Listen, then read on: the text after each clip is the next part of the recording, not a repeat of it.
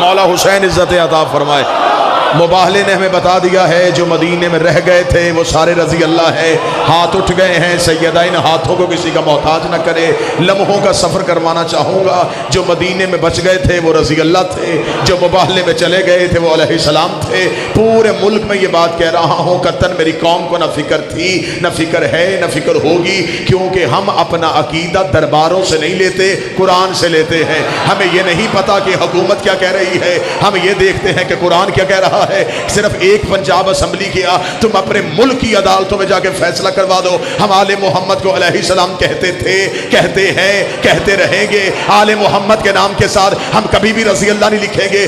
رضی اللہ صحابہ کے نام کے ساتھ لکھو پڑھو، ہمیں اس سے کوئی غرض نہیں ہے، لیکن علی علیہ السلام ہے، حسن علیہ السلام ہے، حسین علیہ السلام ہے، آل محمد علیہ السلام ہے۔ تم کیا سمجھتے ہو تمہارا قانون پاس ہو جائے گا اور ہماری شیعہ قوم کا بچہ علی کو رضی اللہ کہہ دے گا، حسن کو رضی اللہ کہہ دے گا؟ تمہیں لٹریچر بدلنا پڑے گا، تمہیں نصاب بدلنا پڑے گا، تمہیں سلیبس بدلنا پڑے گا۔ اور اگر تم نے اپنا سلیبس بدل دیا، اگلے دن ہم تیرے سلیبس میں لکھوائیں گے کہ اب جبریل کو بھی رضی اللہ کہے، اب میکائیل کو بھی رضی اللہ کہے، اب اسرافیل کو بھی رضی اللہ کہے۔ اگر تو کہے گا جبریل علیہ السلام ہے، میکائیل علیہ السلام ہے، اسرافیل علیہ السلام ہے، تو ہم مولوی کا گریبان پکڑ کے پوچھیں گے یہ جنہیں علیہ السلام کہہ رہا ہے، یہ ان کے دروازے پہ کبھی درزی بن کے آتے ہیں، کبھی فقیر بن کے آتے ہیں، کبھی یتیم بن کے آتے ہیں۔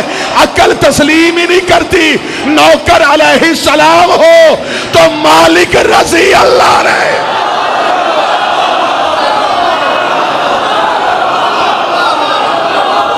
بسم اللہ